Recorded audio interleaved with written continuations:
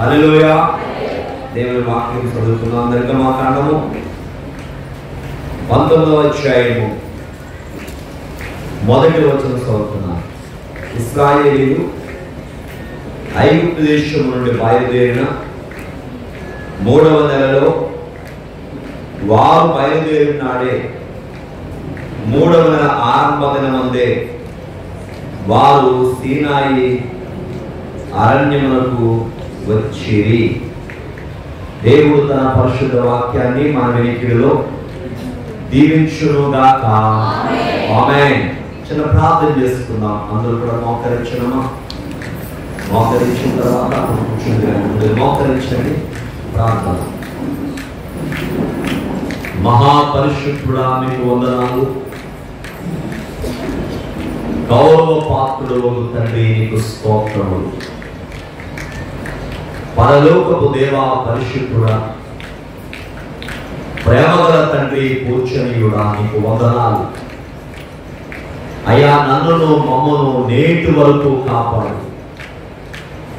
నీ రెక్కల నీడలో భద్రపరిచినందులకు వందనాలు చెల్లిస్తున్నా.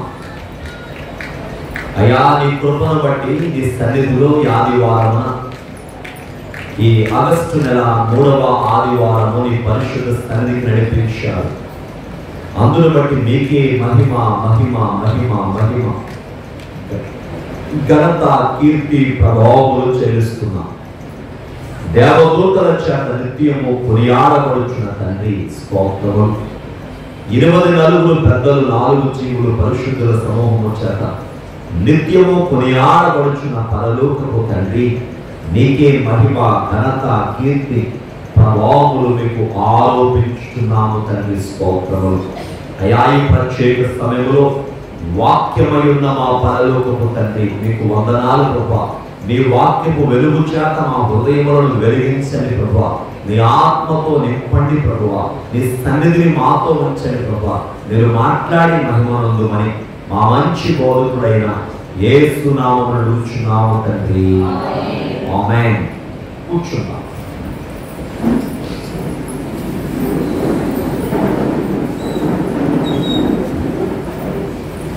అందరూ కూర్చుందాం. అందరికీ మరణాత. బోలో క్రీస్తు మహారాజ్ కి జై. దేవునికి స్తోత్రం. హల్లెలూయా. ప్రభు నామమును బట్టి కృపయు సమాధానం మనకెల్లరికీ కలుగునుగాక. ఆమేన్. దేవుని యందు ప్రియమైన వారలారా,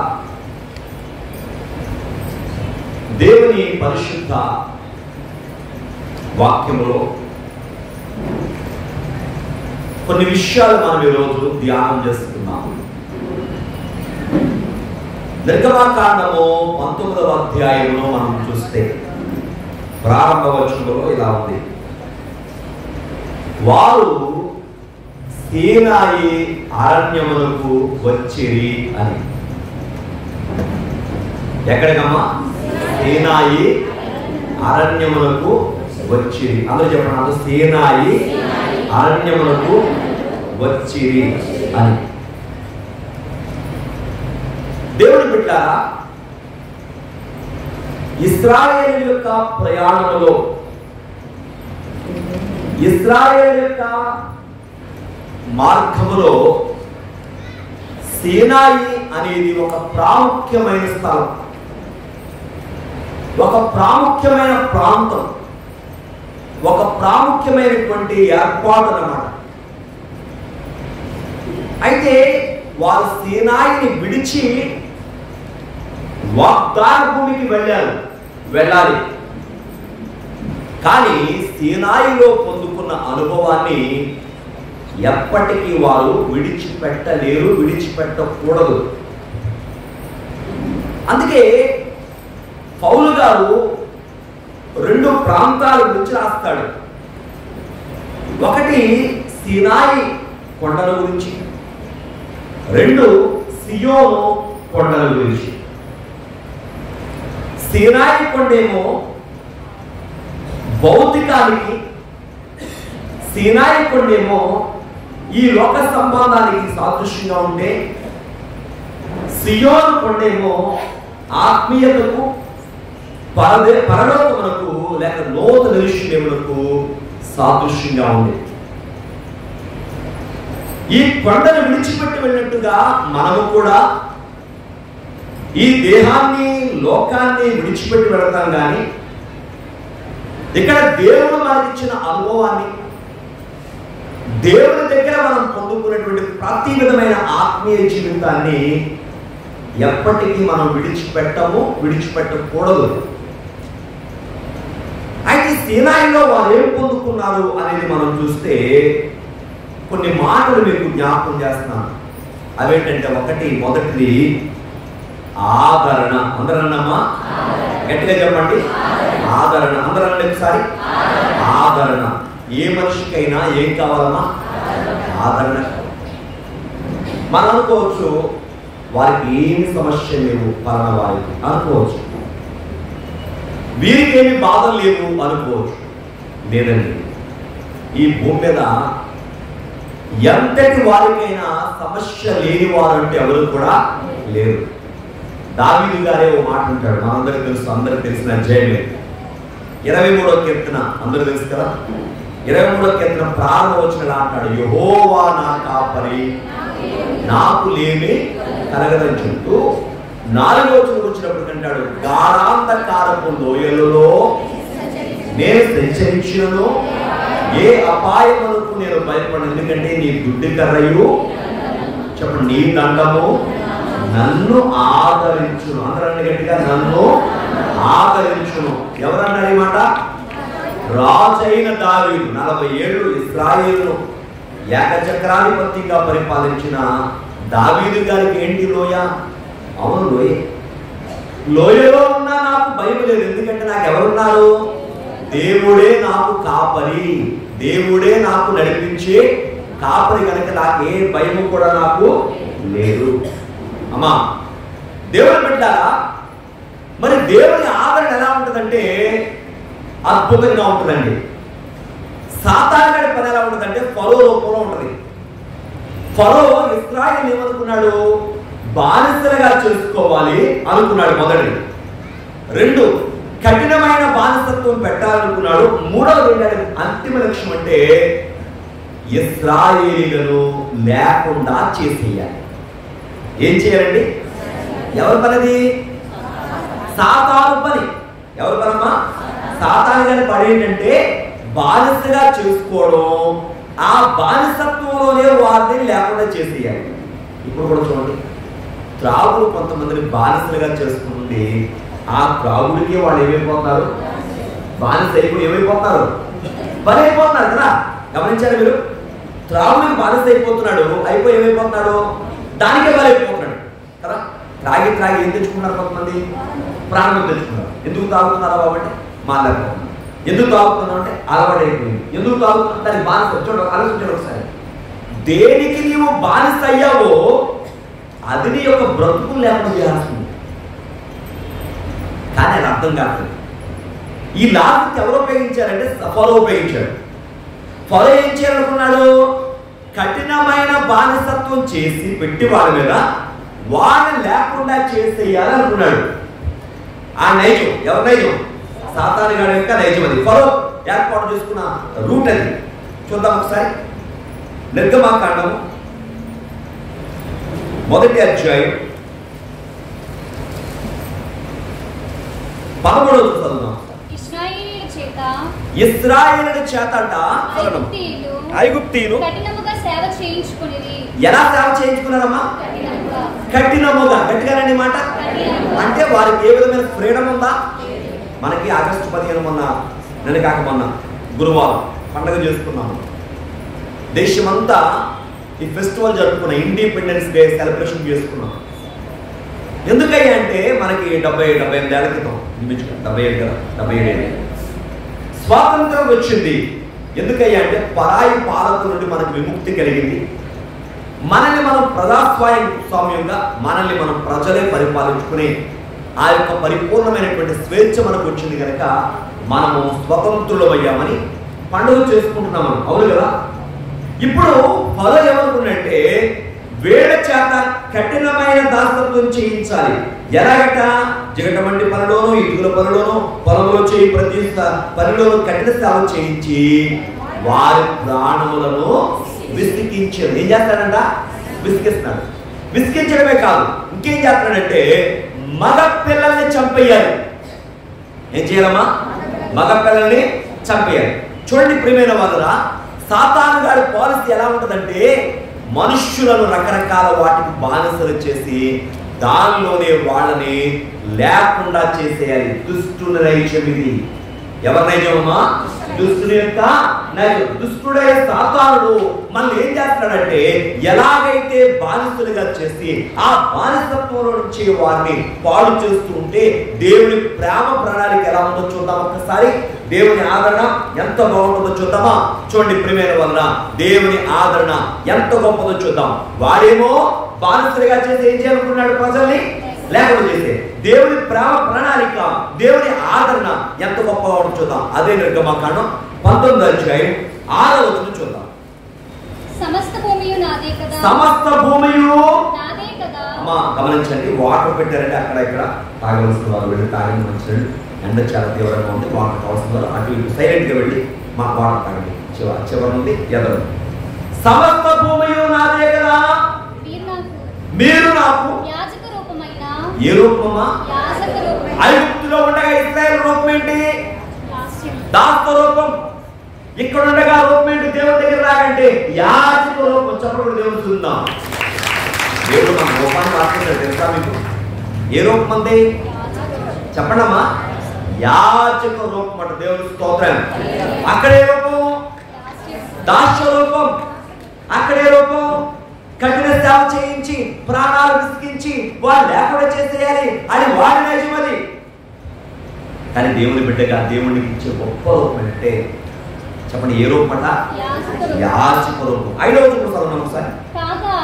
మీరు నా మాట శ్రద్ధగా విని. ఎలా వినాలట? అందరూ చెప్పండి, గట్టిగా చెప్పండి. దేవుని మాట ఎలా వినాలమ్మా? శ్రద్ధగానా అశ్రద్ధగానా? కొంతమంది వాక్యాన్ని శ్రద్ధగా వింటారు. దేవుని స్తోత్రం. అందుకే బైబిల్ ఒక మాట ఉంది, శ్రద్ధ గలవాడు ఐశ్వర్యవంతుడవు. చెప్పండి మాట ఇంకోసారి చెప్పండి. దేవుని స్తోత్రం. శ్రద్ధగా మాస్టర్ గారు చెప్పే విషయాలు టీచర్ గారు చెప్పే విషయాలు విద్యార్థి విన్నాడు. ఏమవుతాడు? చెప్పండి. తన చక్కగా తన చదువులో ఉత్తీర్ణత సాధిస్తాడు. ఒక వ్యవసాయదారుడు తన వ్యవసాయంలో శ్రద్ధ కలిగి పనిచేస్తున్నాడు. తన పంటను అద్భుతకరంగా చూడగలడు. ఒక వ్యాపారస్తుడు తన వ్యాపారంలో శ్రద్ధగా ఉన్నాడు. తన వ్యాపారంలో అభివృద్ధి చూడగలడు. ఏ రంగంలో సరే శ్రద్ధ చాలా ప్రాముఖ్యం. అలాగే దేవుని వాక్యం కూడా మనం శ్రద్ధగా వినాలి, అశ్రద్ధగా కాదు. అందుకే బైబిల్ చెప్తుంది, బద్దకించువాడేమో నాటకాన్ని వాక్యం ఉంది. బద్దకించువాడు అనరగా ఉంది. భయపడుతుందండి. ఎందుకంటే పొద్దున్న లేక కదా మనందరం. అందుకు ఏమవుతుంది? భయపడడం. దేవుని స్తోత్రం. బద్దకించువాడు దరిద్రులను. మీరు భయమైపోయినా నేను చెప్పాలి నా బాధ్యతని. బద్దకించువాడేమో దారిద్ర్యం వస్తాడ, శ్రద్ధగా వాడేమవుతాడు. ఇది నా మాట కాదని దేవుడి పరిశుద్ధ వాక్యం చెప్తుంది. శ్రద్ధగానే ఉంటే ఐశ్వర్యవంతుడు, బద్దకిస్తే అదే దారిద్రతకు దారి తీస్తున్నామా? చూడండి, ఇశ్రాయేలులు ఐగుప్తులో ఉండగా వారు ఎలా కాపాడుతున్నారంటే సురుగ్గా ఉన్నారంటే వారు. అందుకే సిప్రాపు అనే మంత్రస్థానాలు రాజుగారు సాక్షిస్తారయ్యా, హెబ్రీ స్త్రీలు ఐగుప్తీ స్త్రీల బట్టి వారు కాదండి, వాళ్ళు చాలా సురుకైన వారు. మేము వెళ్ళక ముందే బిడ్డను కనేస్తున్నారు, ఆ బిడ్డను దాచేసుకున్నారయ్యా, ఆ బిడ్డ ఎవరో కూడా మాకు కనబట్టలేదు, మాకు చూపించట్లేదు వాళ్ళు అని చెప్పారు. శ్రద్ధ. దేవుని వాక్యం కూడా శ్రద్ధగా వినాలి. ఎలా వినాలమ్మా? కొంతమంది బైబిల్ తీసుకుని మందిరం రావట్లేదు అమ్మా. కొంతమంది ఏమన్నారంటే సెల్ ఫోన్లో బైబిల్ ఉంది కదండి. ఓకే, సెల్ ఫోన్లో లేనిదే ఉంది, సెల్ ఫోన్లు అన్నీ ఉన్నాయి కదా. కానీ మరి బైబిల్ ప్రత్యేకం కదా, దేవుని వాక్యం ప్రత్యేకం కదా. ఆ ప్రత్యేకించి దేవునికి ఆ ప్రత్యేకమైనటువంటి ఘనత మనం ఇవ్వాలి కదా. ఇవ్వాలా వద్దా? చెప్పండి, ఇవ్వాలి. అందుకని అంటాడు, మీరు నా మాట వింటే, నా ఆజ్ఞలకు లోబడితే మీరు నాకు ఏమవుతారంటే యాజక రూపమట. ఏ రూపం అండి? ఎంత గొప్ప దేవుని ఆదరణ అండి. ఏ రూపం అండి? యాజక రూపం. రాజ్యముగాను పరిశుద్ధ జనముగాను ఉందని చెప్పుము. చాలమ్మా చూడండి, ఇంకో మాట అన్నాడు ఆయన, స్వకీయ సాంపత్యం అన్నాడు. ఏమన్నాడమ్మా? స్వకీయ సాంపత్యం. సాంపత్యం అంటే మీరు కలిగినటువంటి ఆస్తిని సాంపత్యం అంటారు. స్వకీయ సాంపత్యం అంటే మీరు కష్టపడి సంపాదించిందని ఏమంటారు? స్వకీయ సాంపత్యం అంటారు. మనకు ఆస్తి మన పూర్వీకుల నుంచో తల్లిదండ్రుల నుంచో మనకు వస్తుంది. మనం కూడా కష్టపడితే మనం కూడా సంపాదించుకుంటాం. కానీ ఇందులో దేనికి విలువ ఎక్కువ ఉంటుంది, లేకపోతే దేని మీద నీ అధికారం ఎక్కువ ఉంటుంది అంటే ఏదైతే స్వకీయంగా సంపాదించుకున్నావో దానికి మీద నీకు అధికారము ఎక్కువ ఉంటుంది. ఇప్పుడు మనందరూ ఎవరు సంపాదించుకున్నారు? ప్రభు సంపాదించుకున్నారు. ఎలాగట? స్వకీయ సంపత్తి. అందుకే మనందరికీ రూపం ఇచ్చండి, యాజక రూపం. దేవునికి స్తోత్రం. అక్కడే రూపం దాస్త రూపం, ఇక్కడే రూపం యాజక రూపం. అందుకన్నాను ఇది దేవుని ఆదరణ సీనాయి కొండ కాడ వాళ్ళు చూచారు. దైవజనాంగమా గమనించండి, దేవుడు మనల్ని లోకము నుండి ప్రత్యేకపరిచాడు. లోకములో మనం ఏమై ఉన్నాం చెప్పండి? ఏమై ఉన్నాం? దాస్తులమై ఉన్నాం. కానీ దేవుని దగ్గర ఏమై ఉన్నాం? స్వతంత్రులమై ఉన్నాం. రాజులైన యాజక రూపం కలిగి ఉన్నాం. చూద్దాం వాక్యం ఒకసారి. పేతురు పత్రిక మొదటి పత్రిక 2వ అధ్యాయం 8వ వచనం. అయితే చీకటిలో నుండి ఆశ్చర్యకరమైన అమ్మ ఎక్కడి నుంచట? చీకటిలో నుండి. ఎక్కడి నుంచి అండి? దేవుడు నిన్ను నన్ను రక్షించాడు. ఎక్కడి నుంచి అంటే చీకటిలో నుండి. చీకటి అనగా పాపం. చీకటిలో నుండి తన ఆశ్చర్యకరమైన వెలుగులోనికి మనల్ని పిలిచాడు దేవుడు. ఎలాగంట? చదవను. ప్రచురము చేయు నిమిత్తము ఏర్పరచబడిన వంశమును, రాజులైన యాజక సమూహమును, పరిశుద్ధ జనమును. దేవునికి స్తోత్రం. మనమందరం అంట రాజులైన యాజక సమూహము. ఏదో వినండి ఒకసారి. నిర్గమకాండం 19వ అధ్యాయంలో 5-6 వచనాల్లో యాజక రూపం ఎవరికి పేరు పెట్టాడు? ఇశ్రాయేలుకైతే పేతురు పత్రిక 2వ అధ్యాయం మొదటి పత్రిక 2వ అధ్యాయము 8-9 వచనాలు యాజక రూపం అని ఎవరికి వచ్చిందంటే మనకి. అంటారనమ్మా ఎవరికి? నాకే కదా. నాకు ఏ పేరు వచ్చింది? యాజక రూపం. అనుకోండి అందరూ కూడా. ఎవరికి వచ్చింది పేరు? మనందరికి. దేవునికి స్తోత్రం. ఒకప్పుడు ఎవరు మనం? దాసు రూపం ఉంది, దాస్తులు మనం. కానీ ఇప్పుడు ఎవరో యాజక రూపం వచ్చిందండి దేవుని. ఎందుకంటే దేవుడు ఇచ్చిన ఆదరణ ఇది నాకు. దేవుడు ఇచ్చిన ఆదరణ నాకు.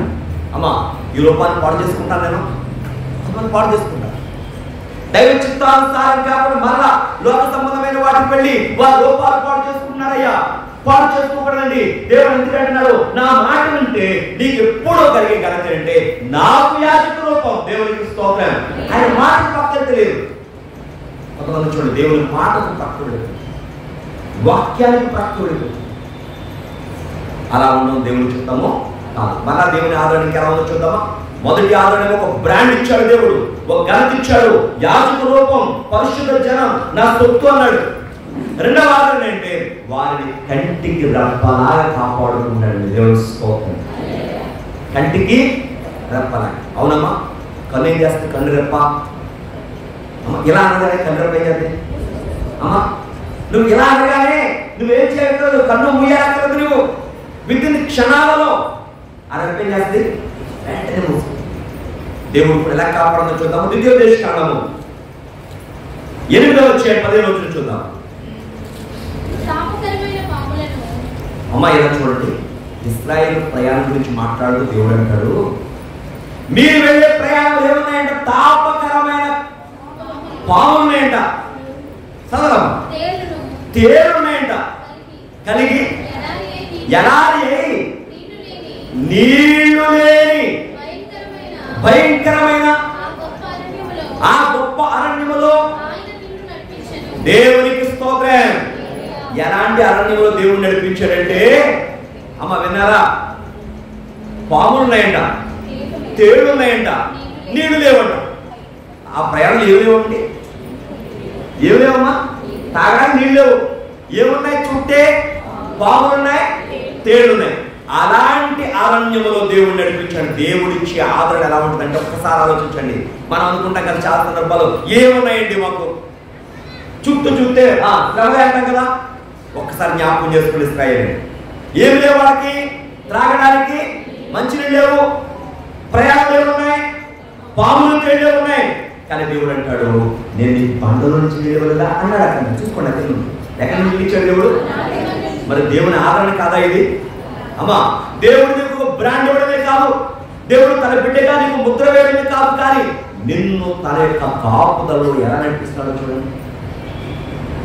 పాములున్నా తేళ్లున్నా విషయంలో వారి ప్రయాణంలో వారి దారిలో ఉన్నప్పటికీ ఏది కూడా వారికి హాని చేసిందా?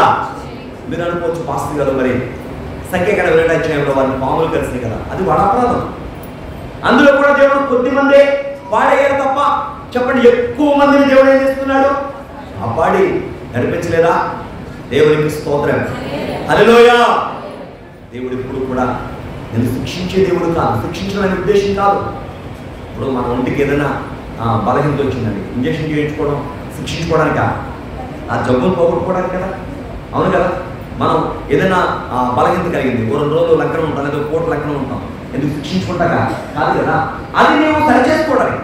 దేవుడు చేయడానికి కొన్ని శ్రమ పంపించాడంటే ఆ శ్రమ ద్వారా మన జీవితాన్ని సరిచేయడానికే తప్ప మనం వెనక్కి వెళ్ళడానికి వీలు. దేవుని ఆదరణ ఎంత బాగుంది చూడండి.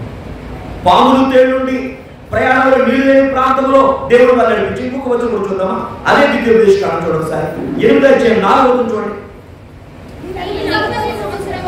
అమ్మ, దేవుని ఆదరణ ఎంత బాగుంది చూడండి. ఈ 40 ఏళ్ళు ప్రయాణం ఇస్తే 40 ఏళ్ళు ప్రయాణంలో వేసుకున్న బట్టలట పాతకెళ్ళలేదండి. దేవుని స్తోత్రం.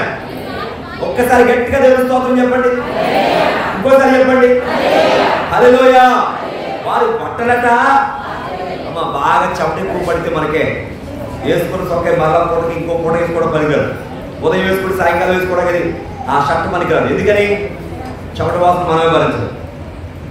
కానీ ఇశ్రాయేలుకి దేవుడు ఏంటండి 40 సంవత్సరాలు వారి బట్టలు పాతకెళ్ళలేదంట. ఇంకో మాట కింద వాళ్ళ పాలకు వాపురాలంట. ఏమి రాదమ్మా? 40 ఏళ్ళు చెప్తే మనం ఇక్కడి నుంచి స్వచ్ఛాల కానించి మందిరం కానించి మన ఇంటి దగ్గర నడిచేయడానికి చెప్పండి గట్టిగా మాట్లాడలేదు. పాస్ గారు వీకెండ్స్ ఉంటాయి, కాళ్ళు తరబడిలు తరుపుకున్నారు. నేను నడుచుతాను అమ్మా, పొద్దున్న నేను నడుచుతాను, ఇప్పుడు ఒక అరగంట నడుపుతాను నేను. గమనించండి. కానీ ఇది మన గొప్పతనం కాదు. కానీ 40 ఏళ్ళు ప్రయాణం చేస్తేనేటండి ఇశ్రాయేలు కాళ్ళకి వాపేంటో ఎరగరక వాడు. దేవునికి మహిమ కలుగునుగా. మనం ఒక ఆకుండా అరగంట నడిచినప్పుడు మన కాళ్ళు వాపడతాయి, ఇవాళ బలహీనం అయిపోయాం. కానీ ఇశ్రాయేలుకు దేవుడు ఇచ్చిన ఆదరణ ఏంటంటే అంతగా ప్రయాణం చేసినా కూడా అంట వాళ్ళ కాళ్ళకు వాపు రాలేదు, వారి బట్టలు ఎక్కడా కూడా పాతగిల్లిపోలేదు. దేవుని ఆదరణ కాదా? చెప్పండి గట్టిగా, దేవుని స్తోత్రం. దేవుని ఆదరణ ఎంత బాగుంది చూడండి. ఇంకా అనేక విషయాలు మనం ఇక్కడ చూసినట్లయితే మనకు కనబడుతుంది. నిర్గమకాండం 19:4 ఒకసారి చూడండి. నేను ఐగుప్తీయులకు ఏమి చేస్తున్నాను? ఎలాగంటమ్మా? గద్ద రెక్కల మీద మోసుకొచ్చాను. అందుకే వాళ్ళ కాళ్ళకు వాపు రాలేదు, వాళ్ళ బట్టలు మాయలేదు. అమ్మా, శత్రువు వస్తే దేవుడే అద్భుతమైన విజయం వారికి ఇచ్చాడు. ఎందుకంటే గద్ద రెక్కల మీద వారిని మోసుకొచ్చానని దేవుడు అక్కడ గొప్ప రిపోర్ట్ వారికి ఇస్తున్నాడు. వారికి ఒక గొప్ప మాట వారికి చెప్తున్నాడు. ఇది దేవుని ఆదరణ. ఈ సీనాయి కాడ వాళ్ళు చూచారు. దేవుని బిడ్డారా, లోకం నుంచి ప్రత్యేకించబడిన మనం దేవునికి స్వకీయ సాంపత్యంగా ఉండాలి అంటే, దేవుని మాట శ్రద్ధగా వింటే, అమ్మా దేవుడు వారికి ఇచ్చిన ఒక విందు, ఆదరణ అనే విందు. ఏ విందండి? నీ జీవితంలో నా జీవితంలో కూడా దేవుని ఆదరణ ఎప్పుడు తొలగిపోదండి. కొంతమంది ఏదైనా కష్టం వచ్చినప్పటికీ ఏం చేస్తారు? ఆ కష్టాన్ని చూసి దేవుని దూరం అవుతారు. అది కరెక్ట్ కాదు. దేవుని చూడు, ఎంత కష్టమైన అది తొలగిపో. మన కష్టాన్ని చూస్తున్నాం కాబట్టి కష్టం మనకి కష్టంగా కనబడుతుంది. దేవుడిని చూద్దాం, ఆ కష్టములు దేవుడు తొలగిస్తారు. ఒక వచనం చూద్దామా? కీర్తన గ్రంథము 62వ కీర్తన 5వ వచనం చూడండి ఒకసారి. కీర్తన 62. నా ప్రాణమా, నా ప్రాణమా, అందరూ అనండి గట్టిగా, నా ప్రాణమా దేవుని నమ్ముకుని ఎలా ఉండాలి? మౌనముగా. దేవుని స్తోత్రం. ఎలా ఉండాలమ్మా? ఆ నెమ్మది నీకు ఎప్పుడు వస్తుందంటే దేవుని మీద నువ్వు పరిపూర్ణంగా ఆధారపడుతూ వస్తుంది నెమ్మది. దేవుని మీద ఎప్పుడైతే మనం పరిపూర్ణంగా డిపెండ్ అవుతామో, పరిపూర్ణంగా ఆయన మీద మనం ఆడుకుంటామో మనకి ఏమొస్తుంట నెమ్మది. దేవునికి స్తోత్రం. ఇవాళ మనుషులకి అన్ని ఉండొచ్చు కానీ నెమ్మది లేదండి. మనసులో గందరగోళం, వేదనలు, చింత ఇవన్నీ మనిషిని పరిపాలిస్తున్నాయి ఇవాళ. అందుకే యెషయా 26:3 ఉంది, ఎవరి మనస్సు నీ మీద ఆనుకున్నో వారిని పూర్ణ శాంతి గలవానిగా కాపాడు అని. మనిషి ఆడుకోవడం కాదయ్యా, మనసు ఆడుకోవాలి. ఇక్కడ దావీదు గారు చెప్తున్నాడు, ప్రాణంతో నా ప్రాణమా. ఎవరు నమ్ముకోవాలి? దేవుని నమ్ముకుని ఎలా ఉండు? మౌనంగా ఉండు. ఎందుకని? ఆ కింద రాస్తారు చదవడం. ఆయన వలననే నిరీక్షణ కలుగుతుంది. ఒకటి చదవడం. ఆయనే నాకు ఆశ్రయదుర్గం, నా రక్షణాధారం ఆయనే, నా ఎత్తైన కోట ఆయనే. ఎంత అద్భుతం అండి. చెప్పండి మాట, నేను కదిలింపబడను. కదిలింపబడడం అంటే అర్థం ఏంటి? స్థిరముగా ఉంటాను. మరి మనకుందా స్థిరం? దేవుని బిడ్డగా అమ్మా దేవుడు ఇచ్చేటువంటి ఆదరణ పొందాలంటే నీవు స్థిరంగా ఉండాలి. మనలో స్థిరత్వం కావాలి. అందుకే ఇశ్రాయేలుకి దేవుడు ఇచ్చిన గొప్ప విందు వారికి ఆదరణనే విందించాడు. ఈ 430 ఏళ్ళు కూడా వారంతగా శ్రమపడ్డారు, నలిగిపోయారు, వారిని లేకుండా చేయాలనుకున్నారు. కానీ దేవుడు వారిని సీనాయి కొండ తీసుకొచ్చి గొప్ప ఆదరణ ఇచ్చాడు. లోకం నుండి మనల్ని కూడా ప్రత్యేకపరిచి దేవుడు ఇచ్చినటువంటి ఆదరణ మనం పొందుకుంటూ ఆయన కృపలో మనం ముందుకు సాగవలసిన వారమైన ఆయన ఆదరణ ఎంతో అద్భుతమైనటువంటి ఆదరణ విషయాన్ని మనము గమనించవలసినటువంటి వారమైన. ఇంకొక మాట కూడా మీకు నేను జ్ఞాపకం చేసి నేను వాక్యం ముందుకెళ్తాను. చూడండి, మనం ఆలోచన చేసినట్లయితే దేవుని ఆదరణ ఎంత బాగుంటుందో చూద్దాం. నిర్గమకాండము 3వ అధ్యాయము 18 అంటే మోషే గారికి చెప్తున్నాడు ఇక్కడ దేవుడు, వారి మాట విందురు గనుక నీవు ఇశ్రాయేలు పెద్దలను ఐగుప్తు రాజునద్దకు వెళ్ళి అతను చూచి హెబ్రీయుల దేవుడైన యెహోవా మేము అరణ్యమునకు వెళ్ళి అక్కడ మేము దేవునికి బలిస్తాము, అర్పణిస్తాము. దేవుని ఎక్కడికి వెళ్ళట? సీనాయి కొండ కాడికి కదా. దేవుని బిడ్డలు గమనించండి, ఆ మోషే గారితో దేవుడు మొట్టమొదటిగా చెప్పినది. ఎందుకనంటే 3 అధ్యాయాలే మొట్టమొదటి కదా. మరి 3 అధ్యాయాలుగా దేవుడు మోషేతో మాట్లాడడం, మోషే దేవునితో మాట్లాడడం జరిగింది. అక్కడే దేవుడు చెప్పాడు, ఎక్కడంటే బలిపడం ఇక్కడే కాదు, ఎక్కడ కావాలి? అరణ్యములో, అదే సీనాయి కొండ. కాబట్టి ఈ సీనాయి దగ్గర మనం నేర్చుకోవాల్సిన ఒక మొదటి మాట ఏంటంటే ఆదరణ విందు. అందరూ నాతో ఆదరణ విందు, ఇది ఒకటి. ఇక రెండవది చూద్దామండి. రెండవది ఏంటంటే దర్శన విందు. అందరండి గట్టిగా చెప్పండి ఇంకోసారి. దర్శనం. ఎవరి దర్శనం? దేవుని దర్శనం. అనమ్మా, మన ఎవరైనా గొప్ప వాళ్ళు కనబడితే వాళ్ళతో సెల్ఫీ దిగుతాం, అవునా అమ్మా? యవనస్తులైన వారికి వాళ్ళ యొక్క ఫేవరెట్ హీరో కనబడ్డాడు అనుకోండి, ఏం చేస్తారు? ఇంకా ఫేవరెట్ క్రికెటర్ కనబడ్డాడు అనుకోండి, ఏం చేస్తారు? వాళ్ళు వెనకాల పడతారు. ఎందుకని? ఒక సెల్ఫీ అంటారు. ఈ మధ్య సెల్ఫీలు ఎక్కువైపోయినండి. ఎవరో కుర్రాడంట ట్రైన్లో ఇలా ఒంగుని సెల్ఫీ దిగుతున్నాడు. రన్నింగ్ ట్రైన్లో ఏం చేస్తున్నాడు? ఆ డోర్ కాడ నుంచుని ఏం చేస్తున్నాడు? ఒంగుని సెల్ఫీ దిగుతున్నాడు. స్తంభాలు ఉంటాయి కదా, స్తంభం కొట్టేస్తాడు. చూసారా? అటువంటి పనులు చేయకండి. ప్రియమైన వాళ్ళ మనం గనుడైన వారితో సెల్ఫీ దిగాలను, లేదా వారితో మనం దిగినటువంటి ఫోటోని ఆ జ్ఞాపకంగా ఉంచుకోవాలని మన ఇంటికాడ మనం ప్రముఖ రాజకీయ నాయకులతోనో, ప్రముఖ సినిమా యాక్టర్లతోనో, ప్రముఖ ఏదైనా పెద్ద పారిశ్రామికవేత్తలతోనో ఏదైనా ఫోటోలు దిగితే గొప్పగా పెట్టుకుంటారు ఇళ్ళలో. అమ్మా, వారిని చూచి పలానా వారితో నాకు పరిచయం ఉంది అని చెప్పడం మరి నిజమే. ఈ లోకములో కొన్నాళ్ళుండే ఘనతకే మనం అంతగా ఆరాటపడుతున్నామే. మరి దేవుడితో మనకేం కావాలి చెప్పడమా? సెల్ఫీ కావాలి. దేవుడితో ఏం కావాలి? సహవాసం కావాలి. దేవుని స్తోత్రం.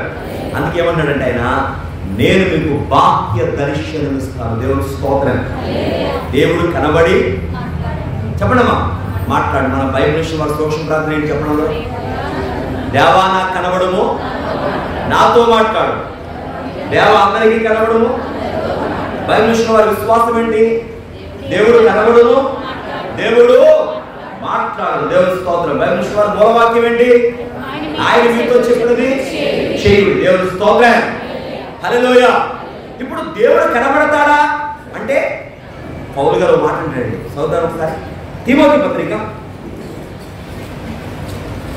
6:16 చూడండి ఒకసారి. సమీపింపరాని తేజస్సులో ఆయన మాత్రం నశించుచు అమరత్వము గలవాడై ఉన్నాడు. ఈ మాట కాదండి, మనుష్యులలో ఎవ్వడునో చూడలేడు, చూడనేరడు అన్నాడు యాజ్ఞం. మనుష్యుల్లో ఎవరు ఆయన చూడలేదు, చూడనేరడు అన్నాడండి. మరి యేసు ప్రభువు ఏం చెప్పారు? మత్తయి సువార్త 5వ అధ్యాయంలో హృదయ శుద్ధి గల వారు ధన్యులు, వారు దేవుని చూచారు. పౌలు గారు ఏమన్నాడు? మనుషులు ఎవరు చూడలేడు, చూడనేరడు అన్నాడు కదా. యేసు ఏం చెప్పారు? హృదయ శుద్ధి గల వారు ధన్యులు. మరి ఇందులో రెండింటిలో ఏం తప్పు? అమ్మా అమ్మా ఏది రైట్ పోని? అమ్మా ఎవరు అంటారు? రెండు రైట్ అంటారు. కరెక్టే. ఎందుకంటే మనుషుల్లో ఎవ్వరు ఆయన చూడలేని మాట ఒక్కసారి ఆలోచించినప్పుడు చెప్తున్నాడు. ఎవరైతే మానవ స్వభావంతో దేవుడిని చూద్దాం అనుకుంటామో దేవుడు కనబడతాడు. నీవు ప్రత్యేకించబడిన అనుభవం నీకు వస్తే, నీవు ఎప్పుడైతే నువ్వు శుద్ధి చేసుకునే అనుభవం నీకు వస్తే దేవుడిని చూడగలిగాడు వస్తే. దేవుడు ఇశ్రాయేలుకు ఎప్పుడు కనబడాడు తెలుసా? ఇదిగో నేను మీ దగ్గరకు వస్తున్నాను కాబట్టి 3 రోజుల ముందుగానే మీ వస్త్రములు మీరు శుద్ధి చేసుకోవాలి అని దేవుడు చెప్పలేదా? అంటే దేవుడి ప్రత్యక్షత కావాలంటే శుద్ధ హృదయం నీకు రావాలి. అదే చెప్పడేసే మత్తయి 5వ అధ్యాయంలో హృదయ శుద్ధి గల వారు ధన్యులు, వారు దేవుని చూచారు. ఇప్పుడు దేవుడు వారికి ఇచ్చిన విందు ఏంటంటే తన్ను తాను కనబరుచుకున్న విందు. ఇప్పుడు మీరు ఉదాహరణకి మీరు ఎప్పటి నుంచో చూడాలనుకున్న మీ ఆత్మీయులు చూచారండి. ఎలా ఉంటుంది? మీకు కడుపు నిండిపోతుంది. కొన్ని సందర్భాలు చూడండి, ఎవరు పెద్దోళ్ళు వృద్ధులైపోయినోళ్ళు వాళ్ళ బిడ్డ కోసం ఎదురున్నారు, విదేశాలు ఉన్నారు. ఏమంటారు? నిన్ను చూచాను రా బాబు, నాకు అదే చాలు అంటారు కదా. యాకోబు కూడా అన్నాడు కదా. ఏ దేవుడు చూసినప్పుడు ఏమన్నాడు యాకోబు? అమ్మా నేను చూస్తాను అనుకోలేదు, నీ బిడ్డలో కూడా నేను చూచి అన్నాడు కదా. దేవుని స్తోత్రం. మనకి బాగా కావాల్సిన వారు కనబడితే మనకి ఎలా ఉంటుంది? చాలా కడుపు నిండిపోతుంది. అంతే కదా? అంతేనే కదా? దేవుని స్తోత్రం. చెప్పండి గట్టిగానమ్మా. హల్లెలూయా. మరి ఇప్పుడు దేవుడే కనబడుతున్నాడు ఎక్కడ? ఆ సీనాయి కొండ మీదకి ఆయన దిగి వచ్చాడండి. ఆ కొండ కింద ఇశ్రాయేలు ప్రజలు 6 లక్షల కుటుంబాలు ఉన్నారు. వీళ్ళందరికీ దేవుడు కనబడుతున్నాడు. అదే దేవుడు ఇచ్చిన విందు. తన్ను తాను ప్రత్యక్షపరుచుకున్న ఈ విందు. దేవుని బిడ్డలారా, దేవుడు మనం రక్షించుకున్నాడు, ఆయన బిడ్డలుగా మనం ఎన్నుకున్నాడు కనుక ఆయన మనకి ఇస్తున్న విందు ఏంటంటే దేవుడు తన్ను తాను మనకి ప్రత్యక్షపరుచుకున్నాడు. దేవుడు చూచే అనుభవం మనకు కావాలి. ఎవరు చూసే అనుభవం? చెప్పాలి గట్టిగా. దేవుడిని చూడాలంటే దేవుడు చెప్పిన ఇశ్రాయేలుతో మిమ్మల్ని మీరు ప్రత్యక్షపరచుకోండి, ప్రత్యేకపరచుకోండి, మిమ్మల్ని మీరు శుద్ధి చేసుకోండి, మీ వస్త్రములు మీరు శుద్ధి చేసుకోండి, మీ గృహాలను మీరు శుద్ధి చేసుకోండి. ఎందుకంటే దేవుడు కనబడాలి అంటే మనలో ఒక ప్రత్యేకత. అందుకే దళస్థగా రాస్తారు, పరిశుద్ధుని చేసి నీ వనమును దయచేసి నీ పరిశుద్ధ సన్నిధిని చూపుము దేవా.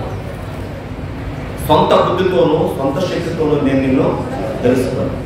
పాప స్థలము నుండి నీ సువార్త కొరకు నన్ను ప్రతిష్ఠించడానికి పనికి నడిపించింది. కాబట్టి దేవుని బిడ్డ ఈ యొక్క మానవ నైపుణ్యంతో మానవ స్వభావం దేవుని చూడలేక మనల్ని మనం ప్రత్యేకపరుచుకునే స్వభావం ఎప్పుడైతే వస్తుందో, మనల్ని మనం ప్రత్యేకపరుచుకుంటామో, మనల్ని మనం ప్రతిష్ఠించుకుంటామో, మనల్ని మనం దేవుడి కొరకు యథార్థంగా మనం యొక్క జీవితాన్ని సరి చేసుకుంటామో దేవుని చూచే అనుభవం మనకు వస్తుంది. దేవుని స్తోత్రం. కొన్ని వచనాలు మీకు బైబిల్ నుండి జ్ఞాపకం చేస్తున్నాను. చూడండి, మనం చూసినప్పుడు నిర్గమకాండం 19వ అధ్యాయం 9వ వచనం చదువుకుందాం. యెహోవా మోషేతో యెహోవా మోషేతో నేను నీతో మాట్లాడినప్పుడు ప్రజలు విని అమ్మ చూడండి, నేను మాట్లాడినప్పుడు ఎవరు వినాలి? నువ్వు వినాలి కాదు, నీతో పాటు ఎవరు వినాలి? ప్రజలందరూ వినాలి. చూసారా దేవుడు ఏమన్నాడమ్మా? ప్రజలందరూ వినాలి. దేవునికి స్తోత్రం. 11వ వచనం చదవండి. మూడవ నాటికి నేను నీతో మాట్లాడంటే ప్రజలతో మాట్లాడి ఏం చేయాలి? మూడవ నాడు సిద్ధముగా ఉండాలి. చదవనమ్మా. ప్రజలందరి కన్నుల ఎదుట సీనాయి పర్వతం మీదకి దిగి వచ్చును. అందరి కన్నుల ఎదుటికి ఎవరుస్తారట? దేవుడే దిగి వస్తాడు. దేవునికి స్తోత్రం. అమ్మా, ఇశ్రాయేలు ఎలాగైతే దేవుని చూచే కన్నులు వాళ్ళకి వచ్చినాయో, లేక దేవుని చూడగలిగారో, మనమందరం కూడా ఎవరిని చూడాలి? చెప్పండి, ఎవరిని చూడాలమ్మా? దేవుని చూసే అనుభవం మనకు కావాలి. దేవునికి స్తోత్రం. మీకు ఇందాక చెప్పాను కదా, దేవుని చూడాలి అంటే మనల్ని మనం ఏం చేసుకోవాలి? ప్రత్యేకపరచుకోవాలి. మనల్ని మనం ఏం చేసుకోవాలి? ప్రతిష్ఠించుకోవాలి. మనల్ని మనం ఏం చేయాలి? శుద్ధి చేసుకోవాలి. ఎప్పుడైతే అలా ఉండగలమో ఎవరు చూసే అనుభవం వస్తుంది మనకి? దేవుని చూసే అనుభవం మనకి లభిస్తుంది. దేవునికి స్తోత్రం. కాబట్టి దేవుడి వాక్యం చెప్తే మనం చదువుకున్నాం కదా, వాక్యం 11వ వచనంలో మూడవ నాటి కంటే ఎవరికి వాళ్ళు ఎలా ఉండాలి? సిద్ధముగా ఉండాలి. దేవుడు మరి 10వ వచనం కూడా చూస్తే అర్థమవుతుంది. యెహోవా మోషేతో నీవు ప్రజల దగ్గరికి వెళ్ళి నేడును రేపును వారిని పరిశుద్ధపరచుము, వారు తమ బట్టలు ఉతుక్కుని మూడవ నాటికి సిద్ధముగా ఉండాలి. దేవుని స్తోత్రం. ఈ సీనాయి పర్వతం కాడ వాళ్ళు ఒకటి దేవుని ఆదరణలో చూచారు, 2 దైవ దర్శనములు వాళ్ళు చూస్తున్నారు. ఏం చూస్తారమ్మా? దేవుని దర్శనాన్ని వాళ్ళు చూస్తారు. ఎందుకంటే వాగ్దాన భూమిలోనికి వెళ్ళడానికి ముందుగానే వారు ఎవరిని చూచారు? దేవుని యొక్క దర్శనాన్ని వాళ్ళు చూచారు. దేవుని వారు చూడడం జరిగింది. అలాగే మనము నూతన విషయం చాలాలి అంటే ఎవరి రూపాన్ని మనం చూడాలి? ఎవరి రూపంగా మార్చబడాలంటే, యేసయ్య రూపంగా మనం మార్చబడాలి అంటే మనం ప్రభువును చూచే అనుభవం మనకి కావాలి. మీకు మాట చెప్తాను. అంతరిక్షంలోనికి పంపిస్తారు కొంతమంది, వ్యామోహం అంటారు కదా. వాళ్ళు అంతరిక్షంలోకి వెళ్ళాలి అంటే వాళ్ళ భూమి మీదట అంతరిక్షానికి తగినట్టు వాతావరణానికి వాళ్ళు సరిపోయేలాగా వారికి ఆహారం పెడతారు. ఆ వాతావరణం ఎలా ఉంటుందో ఇక్కడ వాళ్ళకి ముందుగానే దానికి వచ్చినటువంటి అవగాహన ఏర్పాటు చేస్తారు. అలాంటప్పుడు మనం పరలోకం చేరాలి అంటే అమ్మా, పరలోకపు దేవుని మహిమను ఇక్కడ మనం అనుభవించాలి వద్దా?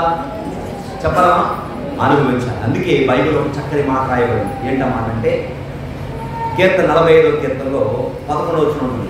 ఏంటమాట అంటే, ఈ రాజు నీ ప్రభువు అతడు నీ సౌందర్యమును కోరినవాడు. మనందరం అనట ప్రభు సౌందర్యంలోనికి మార్చబడాలి. ఎవరి సౌందర్యంలోనికి?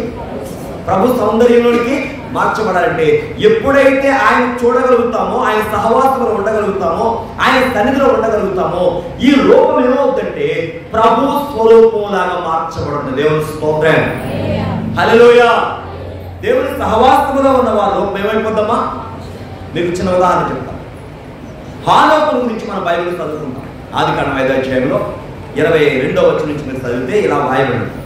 హానోకు దేవునితో నడిచాను అన్నది. ఎవరితో ఉంటా? చెప్పండి గట్టిగా. దేవునితో నడిచాడు. ఏమైపోయాడమ్మా? చెప్పండి గట్టిగా అందరూ.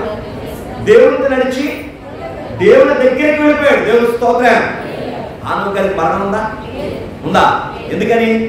దేవునితో నడిచి నడిచి నడిచి ఏమైపోయాడు? దేవుని లాగా చెప్పడమా మార్చబడ్డాడు. అందుకే కీర్తనలో ఒక మాట ఉంది, దేవుని వాక్యం ఎవరికి వచ్చునో వారు దైవము అనబడతారు. దేవుని స్తోత్రం. ఏమనబడతారండి? మనం దైవంలా చెప్పండి. ఎంత కనిపించాడు దేవుడు మనకి. దైవం అంటే దేవుడిని కాదని అర్థం. దేవుని స్వరూపములోనికి మనం మార్చబడతాం అన్నమాట. దేవుని పోలికలోనికి మనం మార్చబడతాం. అందుకే పౌలు గారు అంటాడు, క్రీస్తు స్వరూపము బియ్యంలో ఏర్పడవలనని నాకు ప్రసవ వేదన కలుగుతుంది. అమ్మా, మరి యేసయ్య లాంటి స్వరూపం మనలోకి రావాలంటే ఎవరిని చూడాలి మనం? ఎవరు సహవాసం ఉండాలి? అందుకే దేవుడు నా బిడ్డలని చెప్పిన దేవుడు ఆయన బిడ్డలుగా మార్చడానికి మహిమ స్వరూపైన దేవుడే ఆ సీనాయి కొండ మీదకి దిగి వచ్చాడు. దేవుని స్తోత్రం. నా బిడ్డలని చెప్పిన వదిలేదాన్ని, నా బిడ్డలని చెప్పిన వారిని ఆయన బిడ్డలుగా మార్చడానికి ఆయన సహవాసాన్ని వాదించాడు. ఆయనతో మాట్లాడాడు, వారితో ముచ్చటించాడు, వారికి తన మాటలు వినిపింపచేశాడు. ఆయన తను తాను వారికి ప్రత్యక్షపరుచుకున్నాడు. దేవునికి స్తోత్రం. హల్లెలూయా. మరి మనం కూడా దేవుని చూశాడమో రావాలొద్దా? దేవునితో మాట్లాడమో రావాలొద్దా? రావాలి. దేవునికి స్తోత్రం. హల్లెలూయా. ఇది మూడవదిగా మనం చూస్తా ఉన్నామండి. నాలుగవదిగా మూడవది మనం మూడవది జ్ఞాపకం చేసుకుని వాక్యాన్ని వస్తుంది. మూడవది ఏంటంటే లోకము నుండి వారిని దేవుడు ప్రత్యేకపరిచాడు. ఏం చేస్తామా? లోకం నుండి దేవుడు వారిని ప్రత్యేక పరిచాడు. అంటే వారికి చెప్పండి, వారిని ప్రత్యేకంగా దేవుడు ఉంచుకున్నాడు. ఎందుకంటే వారు ఎవరు బిడ్డలండి? దేవుని యొక్క జనం. మరి నీవు నేను కూడా దేవుడు లోకం నుంచి ప్రత్యేకపరిచాడు కనుక మనం ప్రత్యేకతను కాపాడుకోవద్దా? నేను నడక కానివ్వండి, మన మాట కానివ్వండి, మన క్రియలు కానివ్వండి, మనం ప్రత్యేకతను మనం కాపాడుకో, నిలబెట్టుకో. చదువు వాక్యం సార్ కొరింథీ పత్రిక మొదటి పత్రిక 15:23 ప్రతి వాడును తన తన వరసలోనే బ్రతికించబడతాడు. దేవునికి స్తోత్రం. మనం అందరం అంటే ఏం చేయాలంటే ప్రతి వాడు తన తన వరసలో బ్రతికించబడతాడు. కానీ మన ప్రథమ ఫలం ఎవరు? మన మొదటి ఫలం ఎవరు చెప్పండి? ప్రభు అయిన యేసయ్య. మన వరసలో మనం బ్రతికించబడాలి. దేవుడికి ఇచ్చిన నియమములో, దేవుడికి ఇచ్చిన హద్దులో, దేవుడికి ఇచ్చినటువంటి ఆ మేర ఏదైతే ఉందో దాన్ని ఎప్పటికీ దాటకూడదండి. అందుకే ఇశ్రాయేలుకి దేవుడు మేర ఏర్పాటు చేశాడు, హద్దు. ఎలాగ తెలుసమ్మా? మోషే గారేమో కొండపైన ఉన్నాడు, కొండ మీదేమో ఇశ్రాయేల్ పెద్దలు 70 మంది ఉన్నారు. కొండ కింద 20 లక్షల మంది ప్రజలు, 6 లక్షల కుటుంబాల వాడు ఉన్నారు. ఏ హద్దు వారిదే. కానీ వీళ్ళందరి చూపు మాత్రం దేవుని చూస్తా ఉంది. దేవుని స్తోత్రం. మనందరం కూడా సంఘములో మనందరం మన చూపు ఎవరి మీద ఉండాలి? దేవుని. మోషే దేవుని చూస్తున్నాడు, పెద్దలు దేవుని చూస్తున్నారు, కొండ కింద ఉన్న ప్రజలు కూడా ఎవరు చూస్తున్నారు? దేవుని వైపు చూస్తున్నారు. మన చూపు ఎప్పుడు కూడా దేవుని మీద ఉండాలి. ఎందుకయ్యా అంటే నీవు లోకం నుండి ప్రత్యేకించబడ్డావు. మనము లోకం నుండి ప్రత్యేకించబడ్డాం కనుక మరలా లోకంలోకి వెళ్ళడానికి వీలు లేదు. దేవుడు ఇశ్రాయేలును ఫిలిస్తీన్ల మార్గం కూడా తీసుకెళ్ళలేదంట, దగ్గర దారి, కానీ చుట్టుదారం తీసుకెళ్ళలేదు. మనం అనుకుంటాం ఏదైనా త్వరగా దొరికితే బాగుండను, త్వరగా రీచ్ అయితే బాగుండు అనుకుంటాం, త్వరగా వెళ్ళిపోతే బాగుంటుంది అనుకుంటాం, త్వరగా పొందుకుంటే బాగుంటుంది అనుకుంటాం. కానీ దేవుడు ఇశ్రాయేలు త్వరగా ఇవ్వలేదు, కానీ శాశ్వతంగా ఇచ్చాడు. దేవుని స్తోత్రం. త్వరగా ఇస్తేనే త్వరగా కోల్పోతారనమాట. మధ్యలో మార్గం ఏదో యుద్ధం వస్తే మన వెనక్కి వెళ్ళిపోయే ప్రమాదం ఉందని చెప్పి నిర్గమకాండ 10వ అధ్యాయం ఉంది. కనుక దేవుడు వారి ఫిలిస్తీన్ల దారిని తీసుకెళ్ళదు, కానీ అరణ్య మార్గం గుండా, ఎర్ర సముద్ర మార్గం గుండా దేవుడు తీసుకెళ్ళాడు. కానీ దేవుడు వారికి ఇచ్చేది త్వరగా ఇవ్వలేదు, కానమ్మా శాశ్వతంగా ఇచ్చాడు. అర్థమవుతుందా? త్వరగా ఇస్తే త్వరగా కోల్పోతాం, కానీ ఆలస్యంగా ఇచ్చాడు, కానీ ఎలా ఇచ్చాడు? స్థిరంగా ఇచ్చాడు. దేవుడికి మహిమ కలుగునుగా. మనలో కూడా చాలా మంది అనుకోవచ్చు త్వరగా దేవుడు నాకు ఇవ్వలేదు, నేను ప్రార్థన చేసి త్వరగా ఇవ్వలేదు దేవుడు. వద్దయ్య, త్వరగానే కాదు, దేవా నా జీవితంలో ఇవ్వబోయేది శాశ్వతంగా ఈ ప్రభువుని ప్రార్థన చేయండి. ఇప్పుడు దేవుడు చేస్తాడు చేయరా? ఖచ్చితంగా దేవుడు చేస్తాడు. కాబట్టి మొదటిదేమో ఆదరణ, 2 దేవుని యొక్క దర్శనము అనేది, 3వది వీళ్ళు వారి యొక్క హద్దు కాపాడుకోవాలి, వారి మేరను వారు కాపాడుకోవాలి. లోకము నుంచి ప్రత్యేకింపబడిన విధానాన్ని వారే కాపాడుకుంటూ దేవుడు వారికి ఇచ్చిన పరిధిలో వారు ముందుకు సాగాలి. అమ్మా, దేవుడు వారికి అనేక పరిధులు ఇచ్చాడండి. మేఘం కిందే వాడు ఉండాలి, గుడారం పక్కనే వాడు గుడారాలు వేసుకోవాలి, ఏ హద్దులో వారు గుడారాలు వేసుకోవాలి. ఇవన్నీ పరిధులే. ఎవరైతే దేవుని మాటకు లోబడ్డారో వారందరూ కూడా వాగ్దాన భూమిలో పాల్పట్టగలిగారు. దేవుడికి మహిమ కలుగునుగాక. అమ్మా, ఆ సీనాయిని వారు విడిచిపెట్టారు, కానీ సీనాయి అనుభవాన్ని వారు విడిచిపెట్టారు. దేవుని బిడ్డలారా, ఈ లోకమును మనం విడిచిపెడతాం, ఈ దేహాన్ని విడిచిపెడతాం, మన ఇంటిని మనం విడిచిపెడతాం. కానీ దేవుని దగ్గర నీవు సంపాదించుకున్న ఈ చక్కని అనుభవం, దేవుని ద్వారా నీవు పొందుకున్న ఆదరణ, దైవ దర్శనమును చూసే ఆ చక్కని అనుభవం. ఎందుకంటే నీ రూపం కూడా దేవుని రూపంగా మార్చబడాలి. కాబట్టి అలాంటి ప్రత్యేకత నీవు కాపాడుకుంటూ ఆయన కృపలో ముందుకు సాగుదాం. ఆయన రాకడ మనసుపడదాం. అటు ధన్యతాశ్వరుడి వాక్యం కదా ప్రభు మనకు అనుగ్రహించును గాక. ఆమేన్. మోకరిద్దామండి. మహాపరిశుద్ధుడా మీకు వందనాలు నాయనా. గౌరవ పాత్రుడు తండ్రి నీకు స్తోత్రాలు. పరలోకపు తండ్రి మీకు వందనములు. పరిశుద్ధుడా మీకు స్తోత్రములు చెల్లిస్తున్నాను. అయ్యా, ఇంతవరకు వినబడిన వాక్యము మా అందరి అంతరంగాలను తెలిసి సీనాయిని ఒక బిందుశాలగా నీవు ఏర్పాటు చేసుకున్నావు నీ బిడ్డలు. నిజమేనాయన, ఈ లోకం నుంచి మేము ప్రత్యేకించబడిన మాకును మీరు ఇచ్చే విందు ఎంతో గొప్పదో ఆదరణ విందుగా మేము చూచాం. అయ్యా, నీ ఆదరణ ఎంతో గొప్పది నేను. అందుకే పౌలు గారు అంటాడు, ఎట్టి శ్రమలో మేమున్నా మేము ఆదరణ లేని వారము కాము, ఆదరణ కలిగిన వారము. దేవానికి స్తోత్రం. దావీదు గొప్పంటాడు కదా, గాఢాంధకారపు లోయలను సంచరించిన ఏ అపాయములకు భయపడి దుడ్డు కలిగి దండములను ఆదరించు. స్తోత్రం. అంతేకాదు సీనాయి దగ్గర వారు మీ దర్శనము చూచారు ప్రభావ, మీ స్వరం వినగలిగారు, మీ మాట వినగలిగారు, మిమ్మల్ని చూడగలిగారు తండ్రి. నీకు అయితే ఆ ప్రత్యేకత మేము కాపాడుకోవాలి. మేము ప్రత్యేకింపబడిన వారిగా ఉండాలి. మా హద్దులు మేము కాపాడుకోవాలి. మా మేరలు మేము ఉండాలి. మా పరిధులు మేము ఉండాలి. నువ్వు మాకు ఇచ్చిన ఆ పరిపూర్ణతను సాధించుకున్నట్టు సహాయం వచ్చు. అంతవరకు వినబడిన వాక్యము మా అందరి అంతరంగాలు మీరే మహిమగా ప్రభావం ఏస్తున్నాను. ఆమేన్. అందరికీ మరణాత.